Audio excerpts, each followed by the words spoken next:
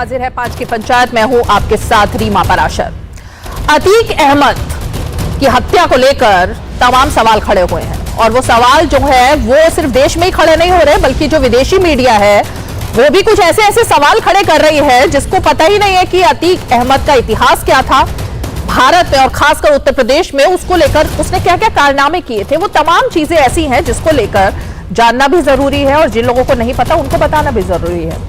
हालांकि जो कुछ भी हुआ पुलिस को लेकर, जो भी तमाम तरीके की बातें हो रही है, हम उनमें नहीं जाना चाहते क्योंकि जांच चल रही है। और आज सबसे बड़ी खबर यह सामने आई है कि सरकार ने उत्तर प्रदेश में खास तौर पर 2 अलग अलग एसआईटी का गठन किया है जो कि इस पूरे मामले की जांच भी करेंगी और उसमें देखा जाएगा कि अभी तक जो भी कुछ हुआ उसको लेकर जो भी बारीक से बारीक बिंदु हैं उन सबको खंगाला जा रहा है। जांच तेज हो गई है और खासकर उत्तर प्रदेश के जो मुख्यमंत्री हैं योगी आदित्यनाथ, वो खुद पल पल मॉनिटर कर रहे हैं इस पूरी सिचुएशन को।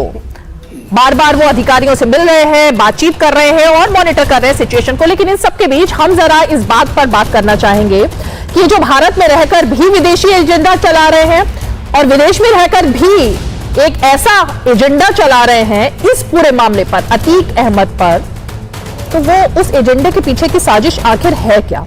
क्योंकि अतीक अहमद के कुकर्मों की जो एक पूरी फाइल है वो भी जरा खोलने की जरूरत है और बताने की जरूरत है उन आंकड़ों के बारे में भी जो ये जताते हैं और बताते हैं कि अतीक अहमद जो गुनहगार था, जो माफिया डॉन था, उसके गुनाहों का कच्चा चिट्ठा सबसे ज्यादा अगर किसी के खिलाफ था तो खुद मुसलमानों के खिलाफ था। ये हम नहीं कह रहे, ये आंकड़े कह रहे हैं।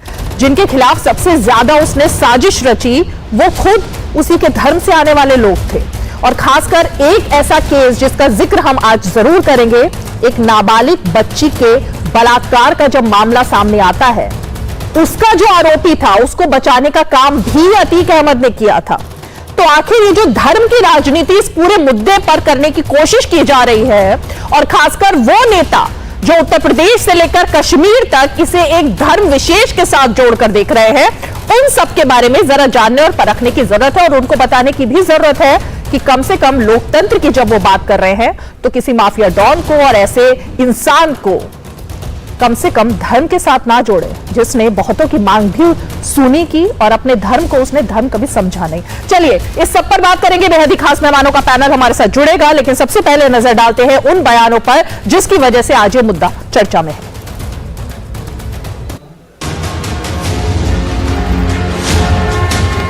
अगर आप देखें तो ये अतीक जी का जनाजा नहीं बल्कि ये जनाजा जो था कानून का जनाजा जो है वो निकला है। हम जो देखा है हमको अच्छा नहीं लगा। हम लोगों को लगता है उधर में लॉ बोल के कोई कानून बोल के कुछ नहीं है। नेशनल इशू में दूसरे स्टेटों के बारे में सोचना बंद करें और बंगाल के बारे में सोचें। अपराधियों के सफा मैंने मार दीजिए उसको, ये कोई तरीका है? इसका मतलब जो जेल में जाएगा तो उसको मार दीजिए। तो उत्तर प्रदेश में कानून का राज है, उत्तर प्रदेश की जनता पूरी तरह सुरक्षित है।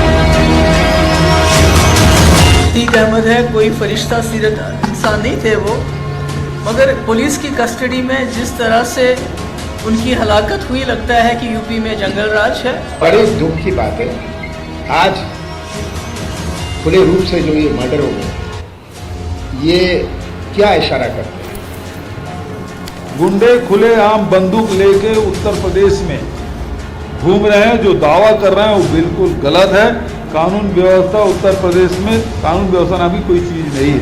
अतीक अहमद ने सुप्रीम कोर्ट में याचिका की, आपको याद होगा, कि पुलिस की अभिरक्षा में उनकी हत्या की जा सकती है, इसलिए मेरी सुरक्षा का इंतजाम किया जाए। लेकिन सुप्रीम कोर्ट ने कोई राहत दी नहीं अतीक।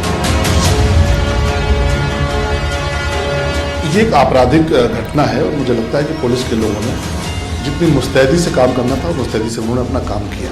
और देश में आज जो माहौल बना हुआ है वो बहुत चिंताजनक है, चिंताजनक। अगर चिंता प्रदेशवासियों ने देशवासियों ने नहीं की तो भुगतना हम सबको ही पड़ेगा। पुलिस के बंदोबस्त में हत्या हुई, ये गंभीर बात है।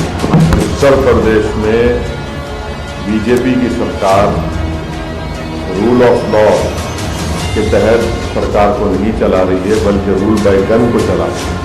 अतीक अहमद कोई राज विपक्ष का खोलने वाला था समाजवादी पार्टी।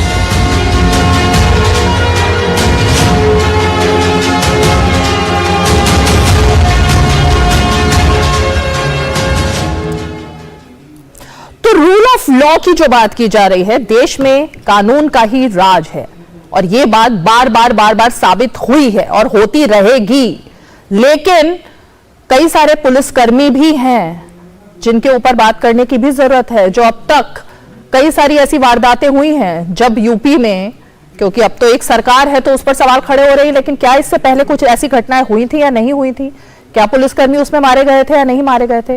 और इस घटना में भी जो लगातार सुरक्षा व्यवस्था और पुलिस पर सवाल खड़े हो रहे हैं वो एक जांच का विषय है, लेकिन ये सवाल खड़े करना खासकर उन लोगों की तरफ से जिनका राज इतने साल तक कायम रहा और उस दौरान क्या क्या हुआ वो भी किसी से छिपा नहीं है।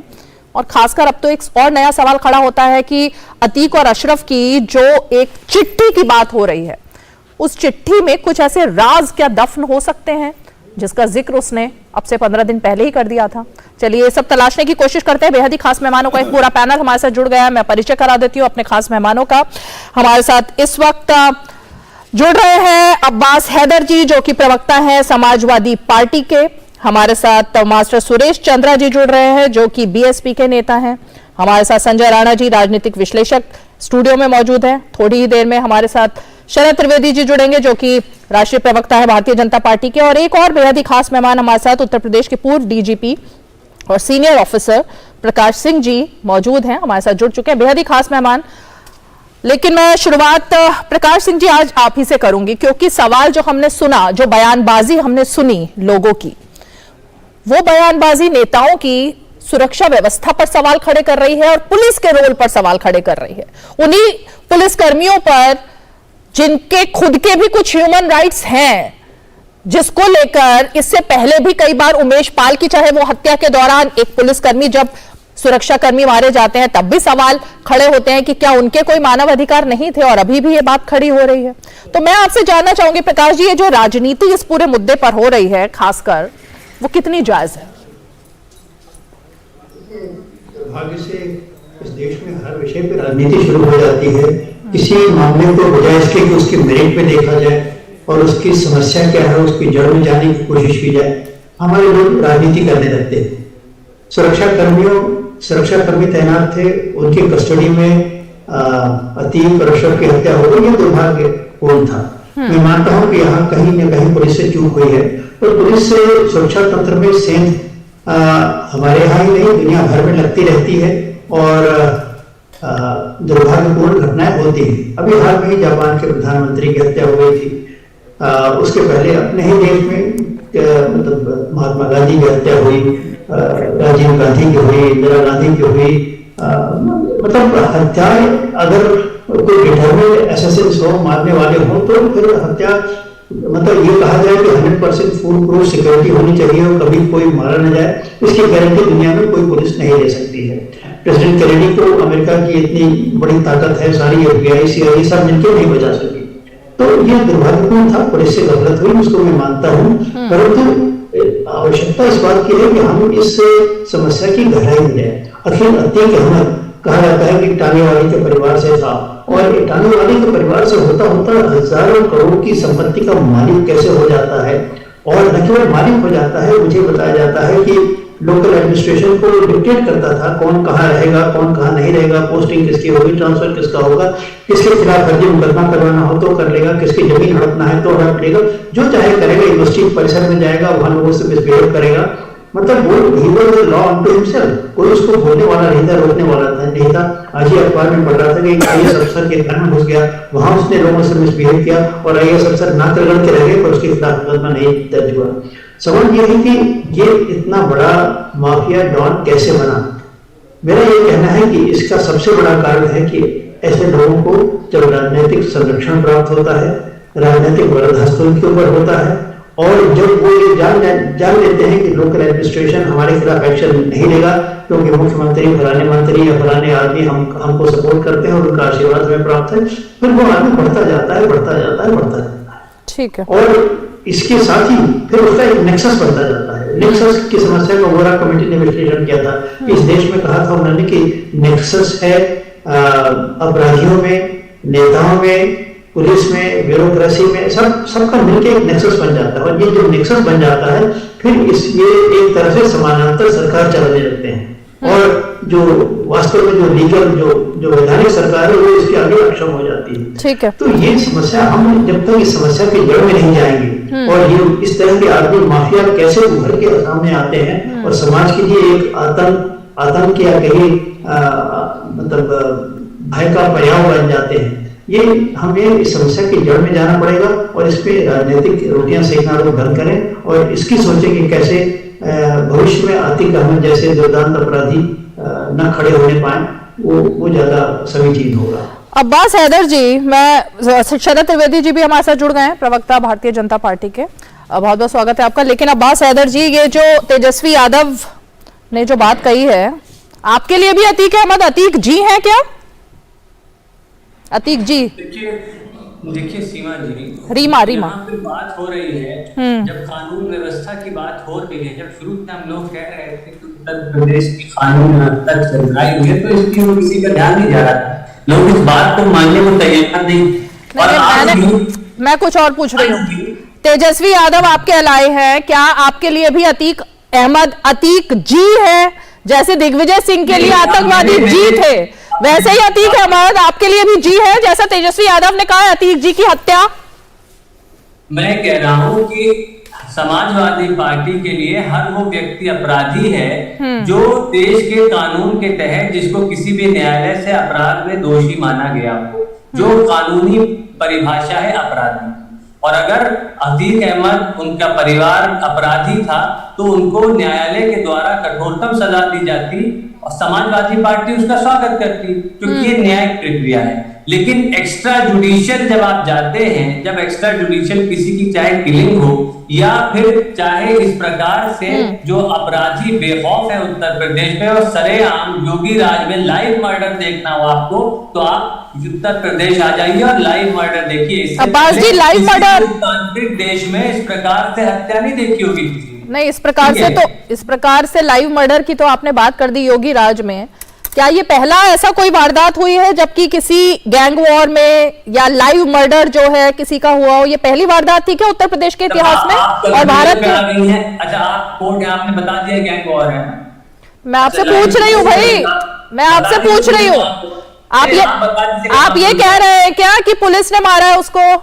मैं तो ये कह रहा हूँ कि जिसने भी मारा है, वो आपकी पुलिस नाकाम हुई है, आपका प्रशासन नाकाम हुआ उन्हें पकड़ने में। ठीक है, वो लोग वहाँ 2 दर्जन गोलियां चला रहे थे, तो पुलिस खड़ी हुई ताक रही थी वहाँ पे, देख रही थी शूट आउट। वहाँ पे जो वहाँ मीडिया के साथी आपके थे, जो वहाँ सिविलियन थे, उनकी गोली लग जाती तो क्या करते? वो खड़े हुए, उनको जो साइलेंट, उनको न्यूट्रलाइज करने के बजाय वो देख रहे थे वहाँ पे। जब वहाँ की सीएमएस कह रही है, मेडिकल सुपरिटेंडेंट कॉल्विन हॉस्पिटल की, कि ये जो अतीक अहमद और उनके भाई को यहाँ लाया जा रहा था, इसकी उन्हें सूचना तक नहीं थी, क्यों लेके जाया गया वहां पे? और वो कह रही है कि मेडिकल टीम हम भेज देते हैं उनकी मेडिकल एग्जामिनेशन के लिए। क्यों लाया गया? क्यों सुरक्षा में चूक की गई? ये सवाल है। अतीक अहमद हो या XYZ कोई भी हो, किसी के भी अगर इस तरह से पुलिस अभिरक्षा में मौत होगी, पुलिस के सामने, मीडिया के सामने लाइव क्या संदेश जाएगा?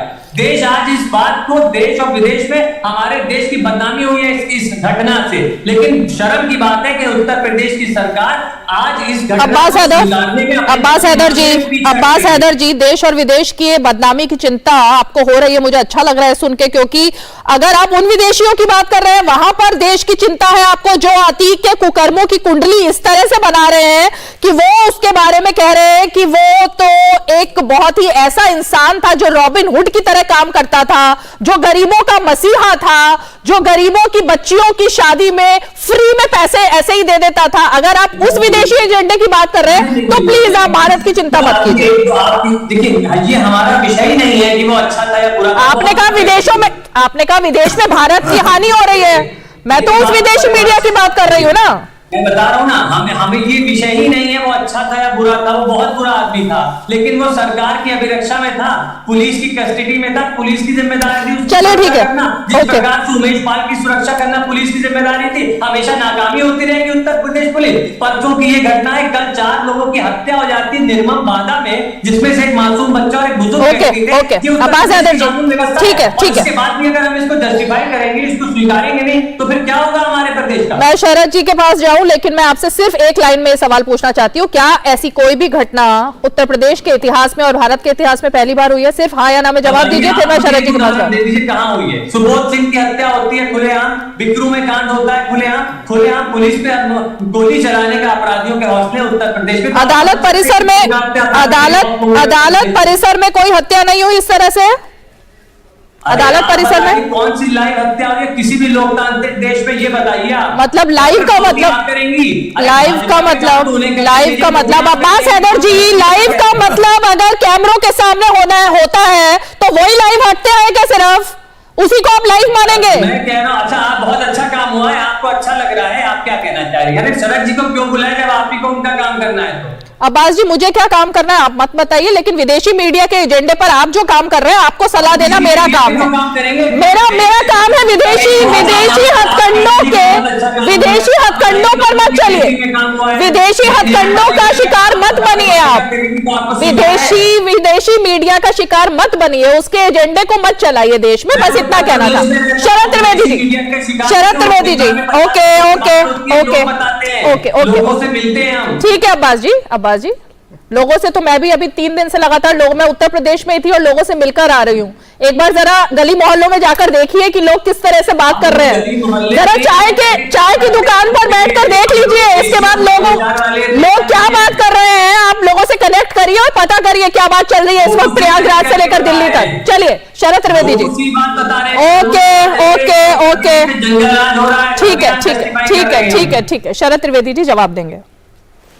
योगी राज में कानून का शिकंजा खत्म हो चुका है, सरेआम हत्या, ये आरोप अब्बास हैदर जी के हैं। शरद त्रिवेदी जी। रीमा जी देखिए, ये जो वाकया हुआ है इलाहाबाद में, ये घटना सिर्फ क्योंकि आए दिन ऐसा होता है कि जब जो भी अपराधी है, जब उसको रिमांड के लिए ले जाया जाता तो उससे पहले उसको मेडिकल चेकअप होता है। ये बिल्कुल आम सी बात है, एकदम रूटीन बात है। दिल्ली में मनीष सिसोदिया जी का चेकअप हुआ था, उससे पहले जैन जो थे दिल्ली के मंत्री, उनका चेकअप हुआ था। ये आम बात है, हर बार ऐसा होता है।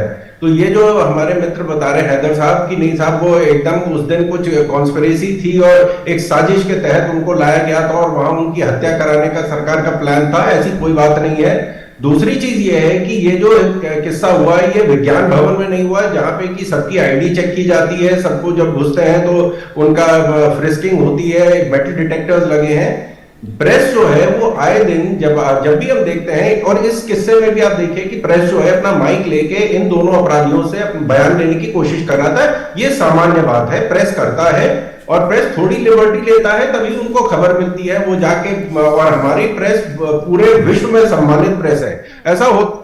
लेकिन उस दिन जो है ये प्रेस के भेष में ये लोग गए थे जिन्होंने इसको अंजाम दिया। अगर कहीं पुलिस जो है या प्रशासन कहीं प्रेस वालों को धक्का दे देता, कोई प्रेस वाला वहां गिर जाता, तो ये हो जाता कि साहब प्रेस की हत्या कर दी गई है, प्रेस को बदनाम किया जा रहा है और खबर को कुचला जा रहा है, ये सब बातें हो जाती।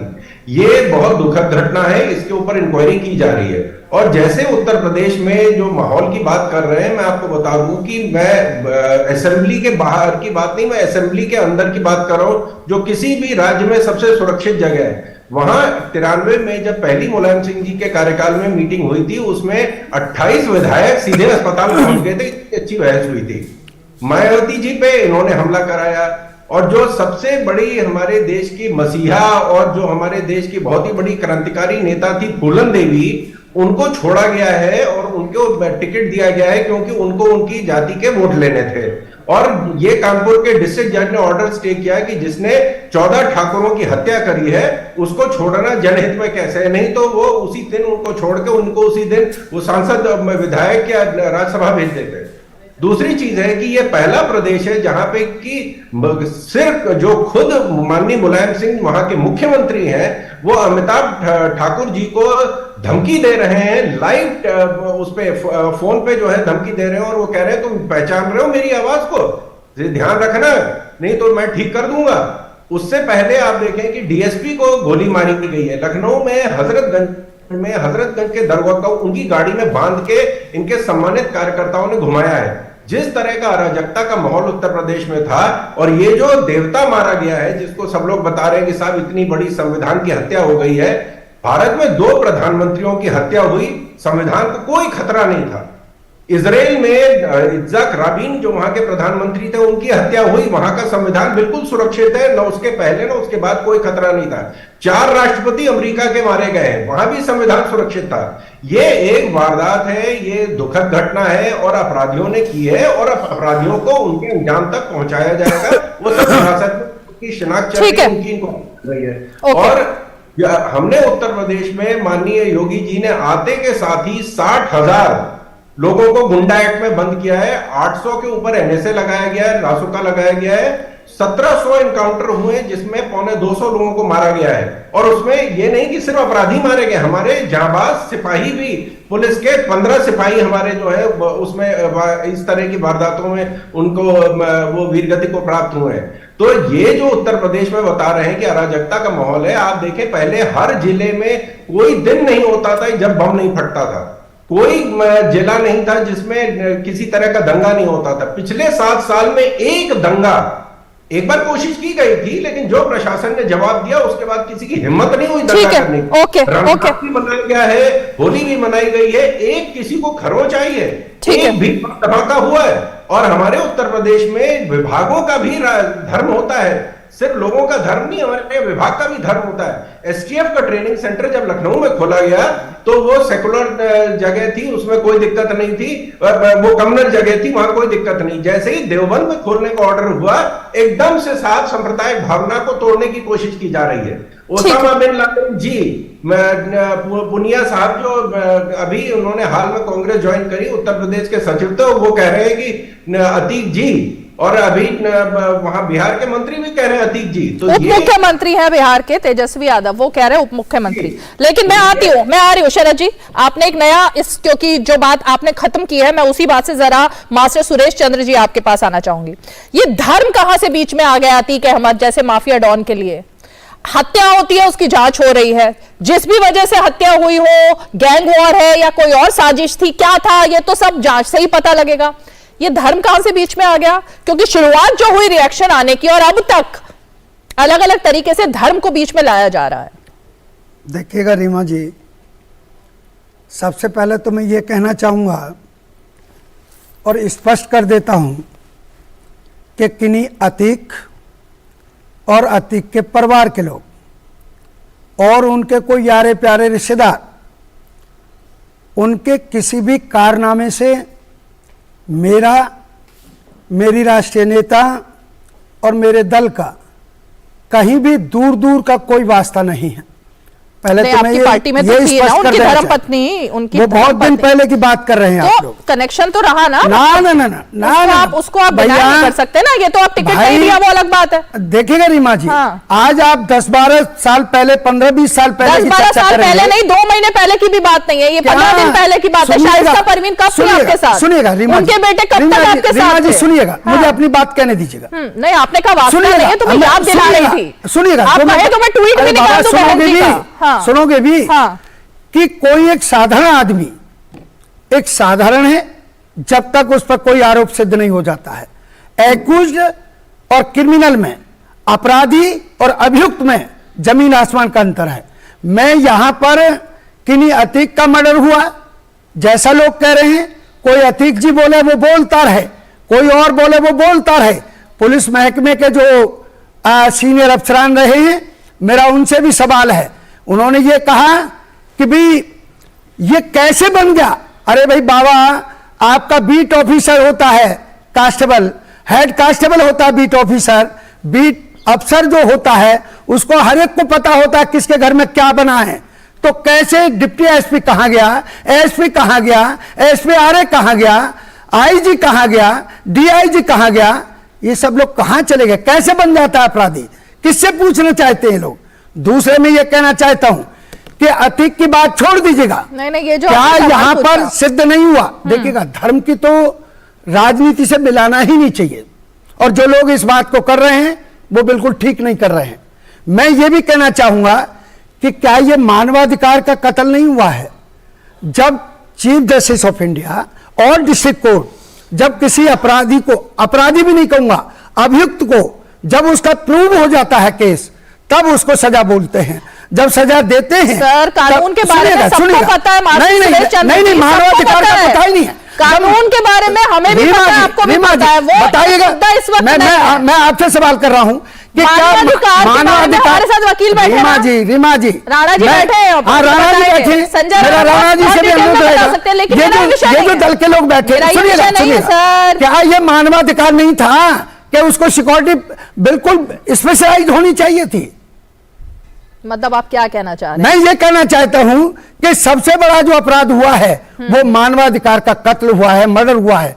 चीफ जस्टिस और भी कोई जस्टिस जब किसी को सजा बोलते हैं, जेल में भी जाकर के उसके मानवाधिकार का संरक्षण किया जाता है, तो फिर यहाँ कैसे हो गया ये मर्डर? मैं 1 मिनट संजय राणा को जरा लेकर आना चाहती हूँ डिबेट में। संजय राणा जी, मेरे पास तो वैसे पूरी लिस्ट है, लेकिन मैं बोलूंगी तो अब्बास हैदर को लगेगा कि मैं यहाँ पर पता नहीं क्यों पक्ष ले रही हूँ और मैं डिटेल बता रही हूँ उनकी सरकार के और बीएसपी की सरकार के समय के। मैं चाहती हूँ रीना जी 104 वाला भी तो जिंदा है, 104 वाला भी तो जिंदा है। ये तो सही। संजय राणा जी, मैं चाहूंगी जरा आप बताइए कि ये उत्तर प्रदेश का इतिहास तो ऐसे मामलों से भरा पड़ा है ना, जब अदालत परिसर में जज के सामने आकर के शूट आउट कर दिया जाता है पुलिस की पूरी कस्टडी के बीच में। और ये जो पुलिस अभिरक्षा की बात की जा रही है यहाँ अब्बास हैदर जी के द्वारा, ये उस पुलिस अभिरक्षा में अब तक कितने लोग मारे गए और किस किस की सरकारें थी, जरा बताइए। गुड इवनिंग रीमा जी, गुड इवनिंग फेलो पैनल। बड़ा ध्यान से सबको प्यार से सुन रहा था, और ये जो गोल गोल लोग बातें कर रहे थे, इस पे मुझे हंसी भी आ रही थी। देखिए, जहां तक संरक्षक की बात है तो आपको इनको एक हैदर साहब यहाँ बैठे हुए हैं, इनके सांसद हुआ करते थे अतीक साहब। तो अतीक साहब ने 2006 में किसको मारा था आपको बताने की जरूरत नहीं, राज्यपाल को। अतीक साहब मत कहिए। नहीं, मैं अतीक साहब इनके लिए बोल रहा हूं, मैं अपने लिए नहीं कर रहा। अतीक साहब इनके लिए, इनको अतीक साहब बोले, इनके लिए तो मसीहा है, इन्वायरमेंटलिस्ट है, सोशल वर्कर है, औरतों के लिए मसीहा है, मतलब बच्चों के लिए तो जीसस क्राइस्ट बन के आते हैं, पता नहीं क्या क्या बन के आते हैं। अब मैं आता हूं मुख्य मुद्दे पे जो आपने प्रश्न पूछा है। तो आपको पता होगा ये उमेश पाल को चौथी मंजिले से फेंक रहे थे इनके गुर्गे कोर्ट के अंदर। अब मैं आता हूं पुलिस पे, जैसे इन्होंने हमारे बड़े भाई ने बताया कि भाई पुलिस क्या कर रही थी, सोई हुई थी। मैं बताता हूं भैया, एक बार 2000 की बात है, मुलायम सिंह यादव जी की सरकार थी, ये इनका कारवां जा रहा था और सिर्फ एसएसपी ने हाथ दे दिया था, 15 मिनट के अंदर उसका ट्रांसफर लेटर उसके हाथ में थमा दिया गया था। मान्यवर, आप भूल गए 1989 की बात आपको बताते थे, ओपी सिंह थे, ये नए नए उस समय माफिया। राणा जी, सर एक मिनट, राणा जी मैं ये कहना चाह रहा हूँ आईएएस आईपीएस को क्यों डरना चाहिए? नहीं डरना चाहिए। ब्रिजलाल जी के साथ क्या हुआ? कोई भी लीडर है, कोई भी मंत्री है, कोई भी लीडर है, पार्टी के 5 साल के लिए है, लेकिन IAS IPS Sanjay Rana ji, master Suresh Chandra जी बहुत ही मासूम सवाल पूछ रहे हैं आप तो, कि जजों को क्यों डरना चाहिए, पुलिस को क्यों डरना चाहिए? सुनिएगा मासूम सवाल है, मासूम सवाल मंत्री लोग, मुख्यमंत्री, प्रधानमंत्री केवल ट्रांसफर करवा सकते हैं, से लेकर क्या कर लेंगे 2012 क्यों करना चाहिए? अराजकता फैला रखी थी और इसको संरक्षण दे रखा था, नहीं तो ये हमारी सरकार ने बताइए 2000 करोड़ के प्रॉपर्टी का मालिक नहीं बन सकता था। इसका नहीं बना हो सकता, इतना था कि ये बैठ करके अपनी चकिया चलाता था, लोगों को उठा लाता था। तो भाई मैं तो आपका सपोर्टर हूं इस मामले में, नाम नहीं बताऊंगा, कानून को तोड़ने में कानून के रखवाले हैं। ट्रांसफर हुआ, वो शिवपाल यादव जी के गांव के थे, उनका ट्रांसफर हुआ। जब वहां पे इलाहाबाद पहुंचे तो उनसे पूछा गया भैया पेमेंट कैसे हो रही है? बोले अतीक जी का पेमेंट है। अतीक ने उनका किडनैप कराया, अपने हथिया में बुलाया और पूछा। आप हंस रहे हैं, और उन्होंने इस बात का लगा रहे हैं, शिवपाल तो वही बात कह रहा हूं, शिवपाल जी से शिकायत कि कानून को मानने वालों को काम करने भेजा गया था कि हमारे लोगों को परेशान करने के लिए भेजा गया था। ये शिवपाल जी के वर्डिंग है, ज्यादा दूर मत जाइए। हमारे समाजवादी पार्टी के वक्ता यहां बैठे हुए हैं, राम गोपाल यादव जी ने सुबह क्या बोला है सुन लीजिए। अरे उनके ऊपर तो 100 केस थे, केस तो सिर्फ एक ही सिद्ध हुआ है ना, तो वो तो मुस्लिम नहीं है भैया। 54 में तो ट्रायल चल रही है, 120 उनके ऊपर मुकदमे हैं, पता नहीं कितने रेप के मुकदमे हैं, कितने अराजकता के, कितना किडनैपिंग के, कितना भूमाफिया के उसमें मुकदमे हैं, लेकिन आपको दिख नहीं रहा है। आपको तो दिख रहा है कि मसीहा है। ठीक है संजय जी, राणा साहब 106 वाले का क्या हुआ, 93 वाले का क्या हुआ, 84 वाले का क्या हुआ? सुरेश चंद्र जी जी सवाल खड़े हुए हैं समाजवादी पार्टी के शासनकाल पर, जरा मैं उनको लेकर आना चाहूंगी ना। आपके ऊपर तो अभी मैं ददुआ कांड और तमाम एनकाउंटर पर आई ही नहीं हूँ, वो किसके शासनकाल में मैं उस पर आई नहीं हूँ। हम इसका क्या हुआ उस पर मैं जा ही नहीं रही, उस जी पर जाएंगे शरद त्रिवेदी जी, अपने आप बोलेंगे वो, मैं क्यों जाऊं उसमें, है ना। हाँ बिल्कुल, क्योंकि एंकर अगर सवाल पूछ ले तो आजकल उसको तो बायस बोल देते हैं, तो मैं नहीं पूछूंगी, ये शरद जी खुद पूछ लेंगे जिसको जो पूछना है। लेकिन मैं जरा अब्बास जी आपके पास आऊं। प्रकाश जी, मैं सिर्फ जो बहुत ही मासूमियत का सवाल मास्टर सुरेश चंद्र जी ने पूछा कि आखिर जज जिन्होंने ट्रांसफर ले लिया, वो 10 जज जो उसके मामले से ट्रांसफर ले लेते थे अतीक अहमद से, ये सब डरते क्यों थे? बहुत ही मासूम सवाल है। इसका इस सवाल का जवाब देने की क्या जरूरत है? मतलब उसका इतना आतंक था कि अगर वो उसके खिलाफ कोई मतलब मुकदमे को दिशा दे देंगे तो उन्हें डर था कि हमारे परिवार। अरे सिंह साहब बीच में नहीं, आप जिस पद पर रहे हैं, आपका बीट ऑफिसर क्या करता है जिसको हर घर की पता है कि क्या बना है? प्लीज एक मिनट, उनको वो वरिष्ठ अधिकारी हैं, उनको आप पहले बोलने दीजिए, उनकी बात पर आपके पास आऊंगी, उनको बीच में इंटरप्ट मत कीजिए। प्रकाश जी, रीमा जी जरा डिस्कशंस में कुछ अनुशासन हो कि एक समय बिल्कुल ये इस तरह से बीच में एक वरिष्ठता का भी ध्यान रखा जाए ना, कौन किस पद पर रहा है उसकी बात सुन ली जाए। प्लीज बोलिए प्रकाश जी। इसे आप इन्फोर्स करिए। नहीं प्लीज। देखिए जिम्मेदारी पुलिस की तो खैर जिम्मेदारी की सब लोग बात करते हैं कि पुलिस से ये गलत हो गई, वो गलत हो गई, मानवाधिकार की हत्या हो गई, फलाना फलाना, ये सब बातें कहना बहुत आसान है। खैर पुलिस की आदत पड़ गई है मतलब ईंटें सुनने, ईंटें पत्थर झेलने की, फूल हक तो हमको नहीं मिलते, बुके नहीं मिलते, हमें खाली ब्रिक बैट्स मिलते हैं, उसकी तो हमें आदत है। परंतु सवाल यह है कि इसमें जुडिशरी की रिस्पॉन्सिबिलिटी, एग्जीक्यूटिव की रिस्पॉन्सिबिलिटी, पॉलिटिशियंस की रिस्पॉन्सिबिलिटी, सभी की रिस्पॉन्सिबिलिटी है। कोई अपनी रिस्पॉन्सिबिलिटी से, बाकी लोग सब लोग अपना पल्ला झाड़ रहे हैं।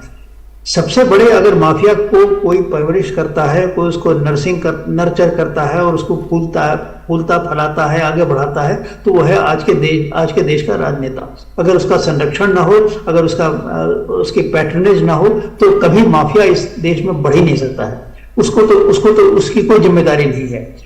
प्रकाश सिंह जी, मैं एक सवाल इसी से जोड़ के, जब मतलब आप थे वहां पर, पद पर थे, इस तरह की कोई घटना, प्रेशर आपके ऊपर आया हो और इसी तरह के माफियाओं का, क्योंकि तब तो राज रहता था ना, और पुलिस के हाथ किसी वजह से तो बंद होते होंगे, क्योंकि अब ऐसा हो रहा है तो तब क्यों नहीं हुआ? ये सवाल तो खड़े हो ही रहे और जनता इस बारे में सवाल कर रही है। देखिए मेरे कार्यकाल में बात बहुत पुरानी है और मैं अपनी डींग मारना मेरी आदत नहीं है, इसलिए मैंने इसकी बात नहीं की थी। आपने सवाल पूछा है तो मुझे जवाब देना पड़ रहा है। 1991 से 93 तक मेरे कार्यकाल में पहली बार उत्तर प्रदेश में माफिया के विरुद्ध बहुत सघन अभियान चला था। उस समय अभी अतीक अहमद का कद बहुत छोटा था, उन पे तो मैं हाथ नहीं डाल पाया था, पर मुख्तार अंसारी पे मैंने हाथ डाला था। मुख्तार अंसारी, डीपी यादव, ये बहुत सारे माफिया थे, उन पे हाथ डाला था। मुख्तार अंसारी की हालत ये थी कि वो हम लोगों ने इतनी सख्त कार्रवाई की थी कि वो अपना घर और गाजीपुर छोड़ के अंडरग्राउंड हो गए थे। कहाँ चले गए थे, भूमिगत हो गए थे, किसी को नहीं पता था, और हम लोग तलाश रहे थे कि कहाँ मिले ताकि इसको पकड़ के इसको कानून के हवाले किया जाए। डीपी यादव भी इसी तरह परेशान थे। डीपी यादव के खिलाफ इतनी सख्त कार्रवाई हुई कि वो भी अपना एड्रेस छोड़ के भाग गए और जिले से जिले भागते रहे, छिपते रहे। आखिर में किसी ने उनको सलाह दी कि भाई देखो तुम जेल चले जाओ और अदालत में आत्मसमर्पण कर दो। तो अदालत में आत्मसमर्पण करके सुल्तानपुर में वो जेल चले गए। माफिया के विरुद्ध तो बहुत सघन अभियान पहली बार 1991 में हुआ था, और ये अभी हाल में उत्तर प्रदेश की सरकार ने एक कमेटी अपॉइंट की थी। एक मिस्टर पटनायक हैं, एक रिटायर्ड IAS अफसर, बड़े सत्यनिष्ठ अधिकारी हैं। उनकी जानकारी में मतलब उनके पर्यवेक्षण में एक इंक्वायरी बैठी थी कि प्रदेश में माफियाओं का कैसे ये बढ़ते हैं और कैसे इसके खिलाफ क्या प्रभावी कदम उठाए। तो ये पटनायक साहब ने अपनी रिपोर्ट में लिखा है कि माफिया के बारे में सबसे पहले अभियान प्रकाश सिंह के टाइम में चला था, बल्कि एक जो सर्कुलर ऑर्डर इशू किया था उसको अपने रिपोर्ट में उद्धृत किया है कि माफिया की परिभाषा डीजीपी ने क्या दी थी और मुझे ये परिभाषा सबसे अच्छी लगी, वो उन्होंने अपने रिपोर्ट में कोट किया। ठीक है। तो मेरे कार्यकाल में बहुत सघन अभियान चला था और उस समय अतीक का कद इतना छोटा था कि मुझे अतीक के बारे में तो याद भी नहीं है। अभी वो शायद मतलब उसका स्टेचर बहुत कम था। ठीक है, ठीक है। अब्बास जी, मैं सवाल पूछूं या पहले संजय राणा जी ने जो कुछ उंगलियां उठाई आपकी तरफ आंकड़ों के जरिए, केसेस के जरिए, आप पहले उसका जवाब देंगे तब मैं शरद जी के पास जाऊंगी। देखिए रीमा जी, आपका इतना बड़ा चैनल है, करोड़ों दर्शक हैं और उस पर राणा जी मनगढ़ंत कहानियां, सुनी सुनाई बातें अगर बयान करेंगे तथ्य विहीन, अगर कोई तथ्य हो तो बात करिए। शरद जी ने भी बात करी, उन्होंने ऐसी बातें नहीं करी जो सुनी सुनाई कहानियां हो, चर्चाएं हो। देखिए, आपकी बातों पे जवाब ना दे करके मैं उत्तर प्रदेश की कानून व्यवस्था पे बात करना चाहूंगा जो सबसे महत्वपूर्ण। ये थोड़ा सा पीसीआर से दिखा दे। जनता पार्टी की सरकार में एक भी दंगा बलवा नहीं। पीसीआर से अनुरोध करूंगा कि जरा ये दिखा दे। क्या है ये कुछ सबूत दिखा रहे हैं? कुछ मैं दिखा रहा हूँ। इनके जो आदरणीय परम पूज्य आदरणीय जो नेताजी है वो अतीक अहमद के साथ बैठे हुए हैं और अतीक अहमद के साथ नहीं, अतीक अहमद। अरे तो वो बैठेंगे ना साथ में जब उनका सांसद था। ना, अरे सुनिए, अरे रीमा जी सुनिए, सांसद नहीं थे, उनके कुत्ते से हाथ मिला रहे हैं, कुत्ते से हाथ मिला रही। देखिए वहां पे किसने क्या, अरे देखो संजय राणा जी, इस फोटो में नई बात क्या है तो सबको पता है ना। देखिए, सांसद के साथ बैठा कोई बुराई नहीं है, लेकिन सांसद के कुत्ते के साथ हाथ मिलाना तो प्रश्न चिन्ह उठाता है ना कि कुत्ते के साथ आपका नेता हाथ मिला रहा है। अगर समाजवादी पार्टी से आप अतीक अहमद का कनेक्शन बता रहे हैं तो क्या आपका कनेक्शन नहीं था? 1989 में विधायक कैसे बन गया था? मुलायम सिंह ने फोन नहीं किया था ओपी सिंह जी को। ओपी सिंह जी एसएसपी हुआ करते थे, वहां के फोन नहीं किया था। पूछिए हमारे भाई साहब बगल में बैठे। ये फोन कॉल की बात बोलना इतिहास के पन्नों में दर्ज है सर, थोड़ा रिसर्च कर लीजिए। मुलायम सिंह यादव का phone call OP Singh ji को, ये हुआ था या नहीं हुआ था? क्या कह रही हैं? ये क्या छुपी हुई बात है या ये मनगढ़ंत बात है? संभव है इनको जानकारी नहीं। इनको देखिए, हमारे बड़े भाई भी यही बोल रहे हैं, सुरेश चंदी, आपको नॉलेज नहीं। करा देंगी तो मैं अपनी बात कह दूं। आप भी बीच में बोल रहे हैं ना, जब वो बोलते हैं तो आप बीच में बोलते हैं। चलिए, इधर से आपकी आवाज आ नहीं रही है। ओके, प्लीज बोलिए, कंटिन्यू कीजिए। देखिए, मैं ये कह रहा हूं कि समाजवादी पार्टी ने अतीक अहमद को निकाल दिया, उसके बाद वो कहां गए? अपना दल में, और अपना दल में वो प्रदेश अध्यक्ष थे, कोई छोटे मोटे पद भी नहीं थे। समाजवादी पार्टी ने कभी संगठन में एक कोई भी पद नहीं दिया अतीक अहमद को। वो चुनाव लड़े समाजवादी पार्टी से, जनता ने उनको जिताया है, हम उस पर कुछ नहीं कहना चाहेंगे, लेकिन समाजवादी पार्टी ने अतीक अहमद को निकाला और जो वो समाजवादी पार्टी में थे एक भी अपराध में फोटो कुत्ते से हाथ मिलाते हुए खूबसूरत फोटो, बेहतरीन खूबसूरत फोटो दिख रही है। ये केंद्र में भी मंत्री, प्रदेश के मुख्यमंत्री, समाजवादी पार्टी के मसीहा, करता धरता कुत्ते से हाथ मिला रहे थे। कनेक्शन के बारे में क्यों नहीं बताते? 2002 में वो विधायक बने अपना दल से, 2002 में प्रदेश अध्यक्ष थे अपना दल के। अतीक अहमद का पूरा बायोडेटा मेरे पास भी है। हमारा सिर्फ अतीक अहमद का पूरा बायोडेटा मेरे पास भी है सर। और इनके मुकदमे, नहीं, आप मुकदमे तो हम भी आपको बता सकते हैं कितने यादवों पे मुकदमे हैं, अगर आप पूछोगे तो। किसी के ऊपर 101 मुकदमे, किसी के ऊपर 106, 28, 31, 83। अरे बता रहा हूँ,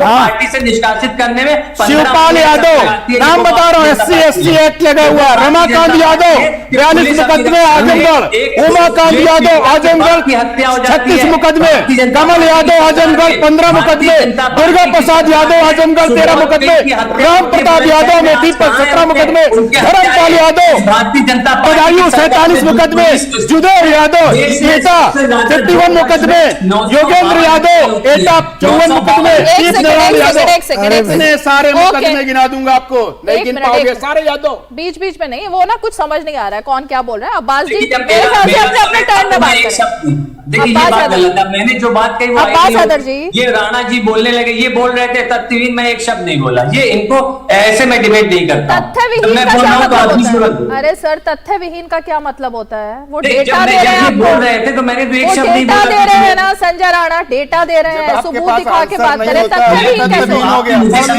अच्छा चलिए, ओके, मैं कुछ तथ्य दे दूं आपको। अब्बास हैदर जी, थोड़े से तथ्य मेरे भी सुन लीजिए।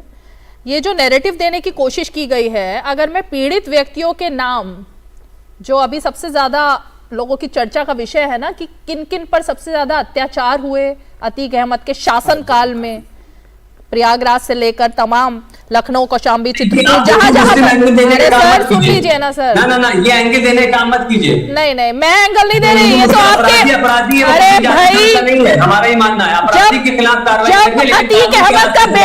जब अतीक अहमद के बेटे का एनकाउंटर होता है तब क्या एंगल देने की कोशिश की थी आपके नेता ने?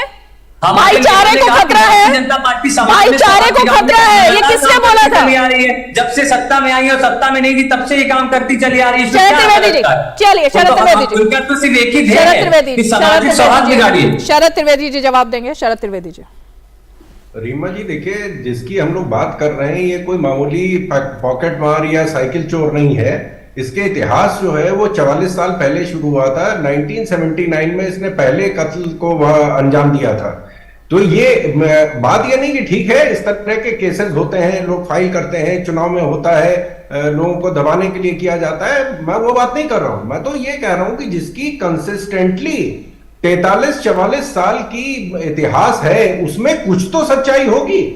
हमारी जितने दल थे उनको किसी को दिखा नहीं कि साहब ये किस तरह का व्यक्ति है। अभी हाल में जो अमिताभ यश जी हैं, जो डीजी एसटीएफ हैं, उन्होंने ये बात कही, कहने लगे कि साहब मैक्सिमम इसने जो वसूली करी है वो माइनॉरिटी कम्युनिटी से करी है। मैक्सिमम लोगों को जो मारा गया है कम्युनिटी के लोगों को। मैं वही तो आंकड़े दिखाना चाह रही थी। उस पर अब्बास जी ने कहा कि इसको रंग मत दीजिए। अब रंग कौन दे रहा है मैं नहीं समझ पा रही हूँ। करोड़ की बंबई में जो माइनॉरिटी का कोई वहां पे जो कंपनी का मालिक था उससे इन्होंने 10 करोड़ की रंगदारी मांगी। लेकिन यहाँ पे जो पदार्पण हुआ उत्तर प्रदेश में 90 के बाद जातिवाद का और धर्म का, तो उसमें यह था कि साहब इस जाति को, इस धर्म को, इसको जोड़ के हम समीकरण बैठा लेंगे। ये कार्यकाल तो कांग्रेस के समय में शुरू हुआ था इसका। और डीजी साहब सबसे वरिष्ठ अफसर है उत्तर प्रदेश के, ये डीजी बीएसएफ भी रहे हैं और पुलिस रिफॉर्म्स में इन्होंने बहुत बड़ा काम किया है, सब बहुत बड़ा योगदान है। बता सकते हैं कि जो डीजी है उसकी कुल कैरियर या सर्विस जो रिकॉर्ड होता है वो 40 साल से कम होता है। इसका 44 साल का सर्विस रिकॉर्ड है क्राइम में। क्या किसी को ये नहीं दिखा कि ये किस तरह का व्यक्ति था? क्या आपको इतनी बड़ी घटना घटने का इंतजार करने की जरूरत है? क्या जिसको अंग्रेजी में कहते हैं could he not be nipped in the bud. इसको जब उस समय मसला नहीं जा सकता था जब ये इक्का तांगा चलाने का पहले इन्होंने हत्या करी थी। लेकिन जिस तरह का उत्तर प्रदेश में जातिवाद और धर्म का पदार्पण हुआ है उसमें ये सारी चीजें बड़ी आम हो गई कि साहब आप हमको वोट दिलाइए, आप कत्ल करिए, मर्डर करिए, कुछ भी करिए। ठीक है, ठीक है। अब प्लीज हाँ ओके, कोई किसी के बीच में नहीं बोलेगा। अब्बास हैदर जी, मैं आप ही के पास आ रही हूँ, प्लीज कोई बीच में नहीं बोलेगा। अब्बास हैदर जी, ये जो आपने कहा कि रंग देने की कोशिश है, वोट बैंक का कोई रंग होता है या नहीं होता? और जिस तरह के ट्वीट्स आपके नेताओं के आए हैं उसका रंग था या नहीं था? और क्या उन लोगों का भी कोई रंग था या धर्म था या नहीं था जिनके खिलाफ में अब तक अपराध ये आदमी करता था? अतीक अहमद, उनका मानवाधिकार था या नहीं था जब आप लोग मूक दर्शक बन के रहते थे? मेरी आवाज आ रही है आपको? आ रही है अब्बास जी। जी देखिए, हमारा ये मानना है कि कोई अपराधी है तो उसका कोई जात धर्म नहीं होता। अगर ब्रजेश सिंह एक अपराधी हैं, उनके खिलाफ 106 मुकदमे हैं, तो वो ये देख करके अपराध नहीं करेंगे कि सामने वाला उनकी जाति का है, उनकी धर्म का।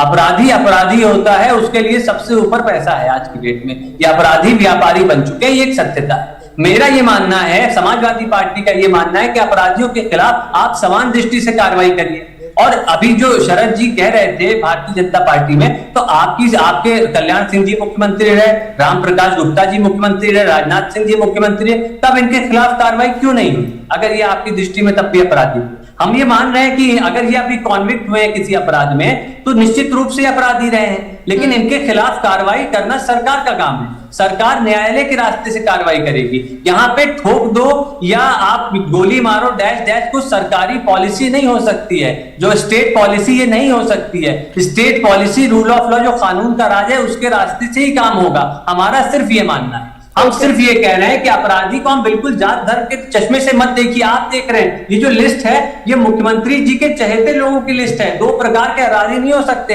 कि सत्ता संरक्षित अपराधी और एक साधारण अपराधी। कौन सी लिस्ट की बात हो रही है जो मुख्यमंत्री के चहेते लोगों की लिस्ट है? कौन सी लिस्ट की बात हो रही है? बहुत लंबी लिस्ट है अपराधियों की। हम तो ये कहते आए हैं लगातार कि प्रदेश के जो 100 कौन है वो मुख्यमंत्री के चहेते लोग? मुख्यमंत्री के चहेते लोग कौन है? कि प्रदेश के टॉप 100 माफियाओं की लिस्ट जारी करिए, जिले वाइज जो सबसे टॉप माफिया हैं 10 उनकी लिस्ट जारी करिए, उनके खिलाफ कार्रवाई करिए। लेकिन ये अभी तक क्यों नहीं सरकार द्वारा किया? आ रही हूँ संजय राणा जी, आ रही हूँ आपके पास। सिर्फ झूठे दावे करती है। अभी शरद जी, अब्बास हैदर जी, अब्बास हैदर जी, प्रदेश में एक भी दंगा बलवा नहीं हुआ, जबकि 14,622 दंगे बलवे सिर्फ 2 वर्ष में उत्तर प्रदेश में हुए। बुलंदशहर में क्या होता है, कानपुर में क्या होता है? एक समय था जब एक समय था और एक वारदात, एक समय। अब्बास जी आवाज आ रही है, गलती हुई है, गलती को सुधारिए। अब्बास जी एक समय था और किसकी सरकार थी, मऊ में कुछ दंगे हुए थे और उसके बाद क्या कुछ हुआ था वो सब लिखा हुआ है। उसके लिए बहुत ज्यादा दिमाग लगाने की जरूरत नहीं है। किसी को भी बच्चे को देश के कभी कुछ हुआ था, ये क्या बात है? कभी कुछ हुआ था, कभी कुछ हुआ था, बच्चे गलती कर देते हैं, कभी कुछ हुआ था, ये तो वो वाली बात हो गई ना। फिर अब्बास हैदर जी सच झूठ सबको सच मान लेते हैं। जो आप तो कह रहे हैं कि आज जैसा शासन कभी था ही नहीं ना। संजय राणा जी आ रही हूँ आपके पास। जो सत्ता में बैठे हैं, जिनका कानून व्यवस्था फेल हो रही है, जो जस्टिस सिस्टम में बिलीव नहीं करते, उनसे सवाल पूछिए ना। इनसे तो पूछिए कि आप क्या करने जा रहे हैं, इनके खिलाफ कार्रवाई क्यों नहीं हो रही है? आपके सवाल सुनने के लिए मैंने बुलाया है ना आपको। आपसे सवाल ना पूछा जाए, आपके सिर्फ सवाल सुनूं मैं और मैं उस पर मैं लोगों से सवाल पूछूं। आप ये चाहते हैं 2023 में क्या हो रहा है? समाजवादी पार्टी से कोई सवाल ना पूछे। वर्तमान में जी रहे हैं ना, हम इतिहास में जी रहे हैं। हम तो वर्तमान में जी रहे हैं। वर्तमान स्थिति क्या है ये तो देखिए। आज उत्तर प्रदेश के लोग क्यों डरे हुए हैं? 25 करोड़ जनता उत्तर प्रदेश की डरी हुई है। उन्हें लग रहा है कि जब अब्बास हैदर जी, अब्बास हैदर जी, अब्बास हैदर जी, अब्बास हैदर जी, अब्बास हैदर जी, भी हो सकता है, अब्बास हैदर जी, किसी के साथ भी हो सकता है। अब्बास हैदर जी, एक सेकेंड, अब्बास हैदर जी, अब्बास हैदर जी, गोलीबारी कहाँ है? योगी म्यूट कीजिए इनको। योगी जी का डर कहाँ है? अब्बास हैदर जी, अब्बास हैदर जी, इतिहास को जो आप झुटलाना चाह रहे हैं ना, वो इतिहास को कहाँ झुटला रहे हैं? उसको कोई नहीं झुटला सकता। उत्तर प्रदेश में अभी तक कानून व्यवस्था का जो इतिहास रहा है, माफिया राज का जो इतिहास रहा है और माफिया डॉन का जो इतिहास रहा है, उसको अगर आप झुटलाएं और कबूतर की तरह आके बंद करें तो वो झुटलाया नहीं जा सकता। उस पर चर्चा होगी, उस पर चर्चा होगी सर। अब्बास जी, अब्बास जी, उस पर चर्चा होगी। प्रयागराज से लेकर दिल्ली तक चर्चा होगी। शरद त्रिवेदी जी जवाब देंगे।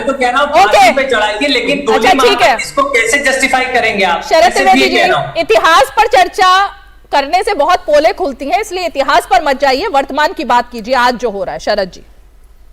रीमा जी, मेरे पास एनसीआरबी का डेटा है, मैं आपको पढ़ के सुना सकता हूं। उत्तर प्रदेश अपराध के मामले में 23वें नंबर पर है और कन्विक्शन जो, और स्पेशली जो ये साइबर क्राइम के केस में 83% हमारा कन्विक्शन रेट है। मैं पूरा, मेरे पास एनसीआरबी की रिपोर्ट है, मैं पूरी पढ़ के सुना दूंगा। मर्डर में कितने, हत्या में कितने, बलात्कार में, सब मैं मेरे पास है, मैं रिपोर्ट सुना दूंगा। भारत में, पूरे भारत में 23वें नंबर पर है। दूसरी चीज ये है कि अगर हम अभी की बात कर रहे हैं, मैं पूरा इतिहास, चलिए जो होना था हो गया, हम अभी की बात कर रहे हैं। आप मुझे बताइए कि आज पिछले 30 साल में जहां बम फटा करते थे, आज क्या सारे आतंकी संन्यास ले लिया है? आज क्यों नहीं बम फट रहे? या बम बनाना बंद कर दिया है, बम बनने बंद हो गए, या बम बनाने की फैक्ट्रियां बंद हो गई हैं? क्यों नहीं? आज क्यों नहीं बम फट रहे हैं? आज दंगे क्यों नहीं हो रहे हैं? करके देखे ना दंगा। जैसे अभी डीजीपी साहब ने कहा कि जब तक राजनीतिक संरक्षण नहीं मिलता है तब तक अपराध नहीं होता है। ये जहां राजनीतिक संरक्षण घटा, आप देखें कि इसका जो इतिहास है जो उत्तर प्रदेश में अपराध का, वो समाजवादी पार्टी के इतिहास से मिलता जुलता है। जैसे ही इनकी सरकार आई उसके बाद अतीक अहमद, मुख्तार अंसारी, आजम खान, ये सारे अपराधियों का ग्राफ ऊपर चलने लगा। जैसे ही इनकी सरकार गई सारे अपराधी ध्वस्त हो गए। उत्तर प्रदेश में खनन माफिया, पोस्टिंग ट्रांसफर माफिया, नकल माफिया, कौन सा माफिया था जो उत्तर प्रदेश में ऑपरेट नहीं कर रहा था? आज क्यों नहीं कर रहे हैं? ठीक है, सब बिल्कुल एकदम वक्त की बात है, वक्त की बात है शरद जी। ठीक है, ठीक है, ठीक है, ओके। मास्टर सुरेश चंद्र जी, जिस बात का जिक्र यहाँ पर अब्बास हैदर जी कर रहे हैं, क्योंकि आप बार बार मानवाधिकार की बात कर रहे हैं, तो मैं आपसे सिर्फ ये जानना चाहूंगी, आज एक बच्ची का जिक्र बार बार किया जा रहा है, वो नाबालिग बच्ची जिसके साथ बलात्कार होता है और उसका जो आरोपी था जिसने वो गुनाह किया, उसको बचाने का काम अतीक अहमद ने किया। तमाम ऐसे केस हैं और लगातार आज वो केसेस सबको याद आ रहे हैं, जो भुक्तभोगी हैं उनको भी याद आ रहा है। उन लोगों का कोई मानवाधिकार था या नहीं था? बिल्कुल मैं ये नहीं कह रही जो कुछ हुआ हम उसको जस्टिफाई करें, उस सब की जांच चल रही है, लेकिन मानवाधिकार की बात करना आज की डेट में ठीक है क्या? पीड़ित का भी मानवाधिकार सुरक्षित होना चाहिए, वो विक्टिम है, होना चाहिए। और मैं तो हमारे जो पुलिस के अफसरान अभी बात कर रहे थे आपसे, उनके अल्फाजों में वो निकल गया जो सही बात है कि हाँ ये दुखद घटना है। त्रिवेदी साहब के भी जवान से ये निकला है कि ये दुखद घटना है। तो अगर ये वास्तव में इस तरह का है, दुखद घटना है, तो फिर चर्चा करने का आवश्यकता नहीं रह जाता है। लेकिन ये जो अभी जाति पाति और धर्म का बात है, तो ये बीजेपी के शासनकाल से पहले इतना नहीं था। दूसरे, मैं सीधा सीधा आरोप ऐसा न मानिएगा, मंशा कहीं वो है। दूसरे, जो ये सपा के साहिबान हैं, इनके टाइम में ही किसी की भैंस चोरी हो जाती है तो सारा पुलिस लग जाता है। तो क्या वो उस दौरान कानून था? नहीं था।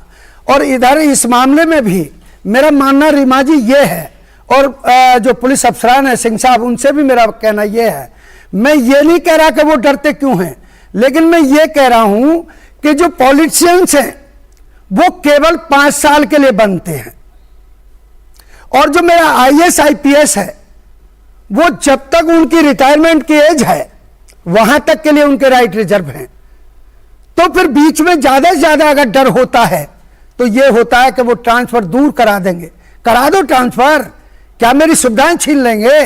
क्या मेरा जो ह्यूमन राइट है उसमें उसे छीन लेंगे? सेम पैटर्न इसमें जब कानून की बात आई, राणा जी भी बात कर रहे थे, कानून की बात आई तो ह्यूमन राइट अपराधी का भी होता है। सर, और किसने इनकार किया? एक्यूज का, तो फिर यहाँ पर तो ह्यूमन राइट रहा ही नहीं, ये तो मर्डर हो गया। चर्चा का विषय ही नहीं, कोई जस्टिफाई कर ही नहीं रहा है। रीमा जी,